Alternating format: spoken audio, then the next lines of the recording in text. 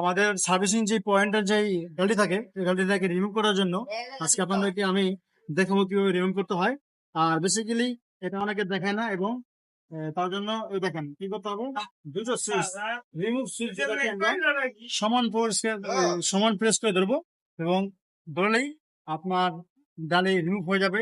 আশা করি আপনারা আমার ভিডিও আপনারা বাইকটাকে ইশা দিয়ে রেখে 2 আঙ্গুল দিয়ে সমানভাবে চাপ দিয়ে ধরে রাখবেন, তাহলে আপনাদের এই ইমার্জেন্সি ডালিটা চলে যাবে।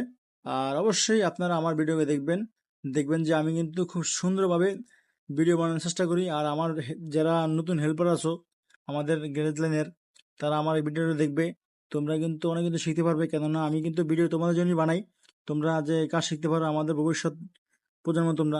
দেখো চলে যাবে এখন, আলহামদুলিল্লাহ চলে গেছে, আর কোনো টেনশন নাই, দেখবেন চলে গেছে। তো গাইস অবশ্যই লাইক কমেন্ট শেয়ার করে দেবেন।